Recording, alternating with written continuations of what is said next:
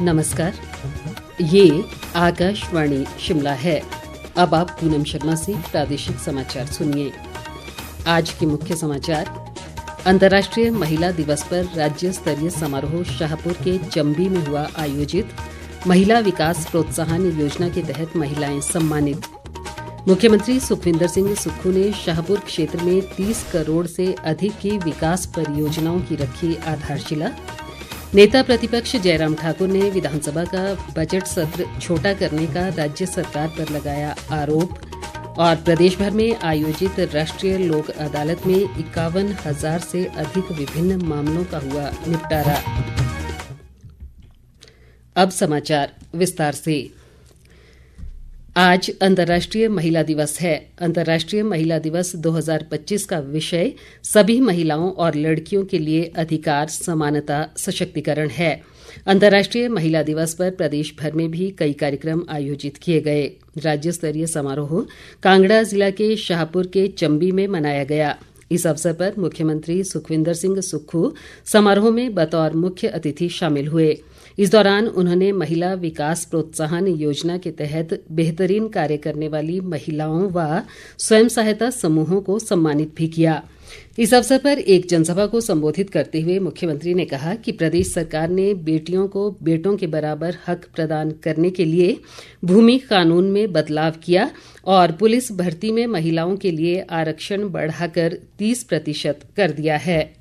अंतर्राष्ट्रीय महिला दिवस राजधानी से बाहर निकलकर एक गांव के परिवेश की विधानसभा क्षेत्र में किया गया है। और अगर 2 साल के कार्यकाल को देखा जाए तो पुलिस कर्मियों की भर्ती के लिए 20 से 25 से 30% का आरक्षण महिलाओं को दिया गया। 1972 के लैंड सीलिंग एक्ट में महिला को एक इकाई मानकर उसके अधिकार को दिया गया। और विधवा पुनर्विवाह योजना जो 65,000 रुपए हुआ करती थी, उसमें उसको 2 लाख रुपया दिया गया। इंदिरा गांधी प्यारी बहना सुख सम्मान निधि योजना की शुरुआत की गई। तो कई योजनाएं महिलाओं के उत्थान के लिए है, आने वाले समय में भी लेकर आएंगे। इस अवसर पर सामाजिक न्याय व अधिकारिता मंत्री कर्नल धनीराम शांडिल ने युवाओं में बढ़ते नशे की प्रवृत्ति को खत्म करने के लिए नारी शक्ति से महत्वपूर्ण योगदान देने का आह्वान किया। समारोह में कृषि मंत्री चंद्र कुमार, ग्रामीण विकास मंत्री अनिरुद्ध सिंह और आयुष मंत्री यादवेंद्र गोमा भी मौजूद रहे। उन्होंने कहा कि राज्य सरकार महिला उत्थान के लिए कई महत्वपूर्ण कदम उठा रही है। प्रदेश की बेटियां देश ही नहीं बल्कि अंतर्राष्ट्रीय स्तर पर भी हिमाचल का नाम रोशन कर रही हैं। वहीं हर वर्ष की भांति महिला दिवस के अवसर पर आकाशवाणी शिमला के समाचार एकांश में आज केवल महिला कर्मचारियों द्वारा ही समाचार संकलन, संपादन व प्रस्तुतिकरण का कार्य किया गया।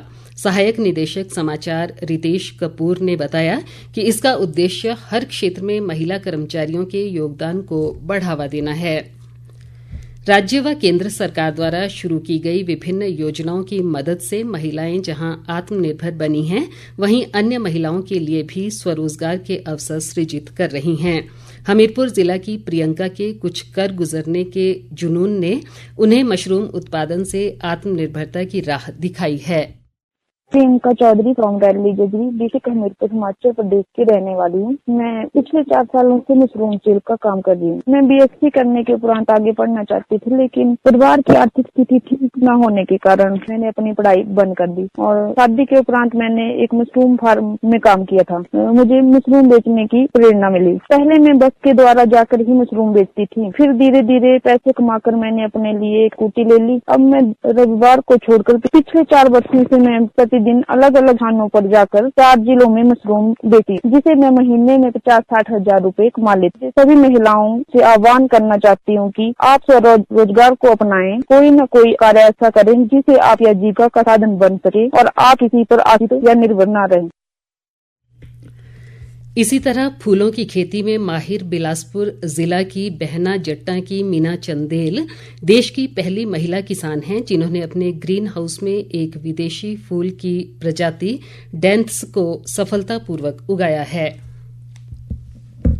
हमारे लिए बड़े ही सौभाग्य की बात है कि हमें भारतीय कृषि अनुसंधान संस्थान पूसा ने हमें इनोवेटिव फार्म अवार्ड से सम्मानित किया है। यह सम्मान उन सभी महिलाओं का सम्मान है जो कृषि क्षेत्र में नया करके अपनी आर्थिकी को मजबूत कर रही है और देश की तरक्की में अपना महत्वपूर्ण योगदान निभा रही है। हमारा जो परिवार है वो पिछले 24-25 वर्षों से फूलों की खेती कर रहा है। तो मैंने इस क्षेत्र को 2015 से जो जमीन है मैंने पूरी किराए पे ली और उसमें पॉली हाउस लगाए और उनमें फूलों की खेती का काम शुरू किया। मैंने जितने भी पॉली हाउस लगाए वो सब हिमाचल सरकार व भारत सरकार के सहयोग से लगे हैं। मैं हर उस महिला व युवा को अपने क्षेत्र में आने के लिए आह्वान करती हूँ। ताज़ा समाचारों के लिए आप हमारे Facebook page all India radio news Shimla, x handle @AIR News_शिमला और YouTube channel AIR Shimla news पर लॉग इन कर सकते हैं। मुख्यमंत्री सुखविंदर सिंह सुक्खू ने आज कांगड़ा जिला के शाहपुर में 30 करोड़ रुपए से अधिक की विभिन्न विकास परियोजनाओं की आधारशिला रखी।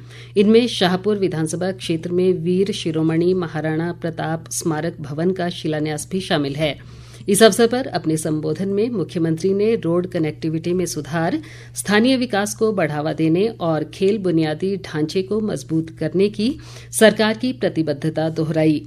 सुखविंदर सिंह सुक्खू ने कहा कि ये सभी पहलें बुनियादी ढांचे को मजबूत करने, आर्थिक विकास को बढ़ावा देने और लोगों के जीवन स्तर में सुधार करने के सरकार के दृष्टिकोण का हिस्सा हैं। इस दौरान मुख्यमंत्री ने शाहपुर में जज कोर्ट और डीएसपी कार्यालय खोलने की घोषणा भी की। इस अवसर पर शाहपुर के विधायक केवल सिंह पठानिया ने विकास परियोजनाओं के लिए मुख्यमंत्री का आभार व्यक्त किया।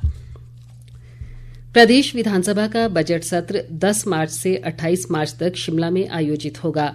इस सत्र के इस बार हंगामेदार होने के आसार हैं।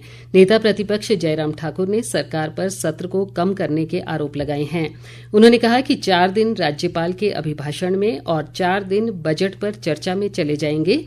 ऐसे में बहुत सारे ऐसे मुद्दे हैं जिन पर विपक्ष सदन में चर्चा करना चाहता है।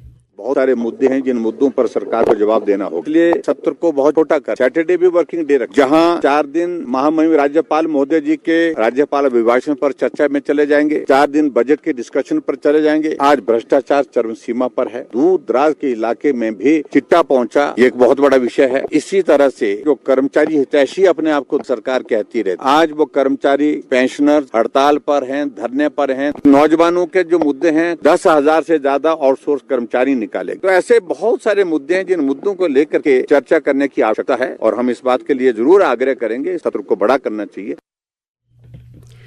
जयराम ठाकुर ने कहा कि कांग्रेस सरकार केंद्र के विकास के पैसे को वेतन और पेंशन में दे रही है और ऐसे विभिन्न मुद्दे हैं जिन पर विपक्ष चर्चा करना चाहता है। प्रदेश की सभी अदालतों में आज राष्ट्रीय लोक अदालत का आयोजन किया गया। प्रदेश उच्च न्यायालय के मुख्य न्यायाधीश न्यायमूर्ति गुरमीत सिंह संधावालिया और राज्य विधिक सेवा प्राधिकरण के कार्यकारी अध्यक्ष न्यायमूर्ति तरलोक सिंह चौहान के मार्गदर्शन में आयोजित सभी अदालतों में 51,054 विभिन्न मामलों का निपटारा किया गया। राष्ट्रीय लोक अदालत में कुल 1,22,644 मामले उठाए गए। लोक निर्माण मंत्री विक्रमादित्य सिंह ने नई दिल्ली में केंद्रीय आवास व शहरी मामले मंत्री मनोहर लाल से भेंट कर शहरों के पुनर्विकास के लिए अर्बन चैलेंज फंड में निर्धारित मानदंडों पर पुनर्विचार करने और छूट देने का आग्रह किया। विक्रमादित्य सिंह ने केंद्रीय मंत्री से पहाड़ी राज्य के दृष्टिगत 90-10 के आधार पर मानदंड तय करने का अनुरोध किया। लोक निर्माण मंत्री ने प्रदेश में राष्ट्रीय शहरी डिजिटल मिशन के तहत शुरू किए गए सिटीजन सर्विस पोर्टल के लिए 5 वर्षों में 70 करोड़ रुपए प्रदान करने की मांग भी की। उन्होंने कहा कि राष्ट्रीय शहरी आजीविका मिशन के तहत देनदारियों के निपटान के लिए 3 करोड़ 28 लाख रुपए प्रदान करने की मांग भी की गई। केंद्रीय मंत्री ने राज्य को हर संभव सहायता का आश्वासन दिया। चंबा जिला की पांगी घाटी की पुर्थी पंचायत में हिम ऊर्जा का पावर हाउस पिछले 3 सप्ताह से बंद है, जिससे शौर, रेई और पुर्थी पंचायतों के लोगों को परेशानी का सामना करना पड़ रहा है। टावर खराब होने से इन क्षेत्रों में BSNL के टावर सही ढंग से काम नहीं कर रहे हैं। शौर पंचायत के उप प्रधान निहाल चंद भारद्वाज ने इन सुविधाओं को जल्द बहाल करने की प्रशासन से मांग की है। अंत में मुख्य समाचार एक बार फिर। अंतर्राष्ट्रीय महिला दिवस पर राज्य स्तरीय समारोह शाहपुर के चंबी में हुआ आयोजित। महिला विकास प्रोत्साहन योजना के तहत महिलाएं सम्मानित। मुख्यमंत्री सुखविंदर सिंह सुक्खू ने शाहपुर क्षेत्र में 30 करोड़ से अधिक की विकास परियोजनाओं की रखी आधारशिला।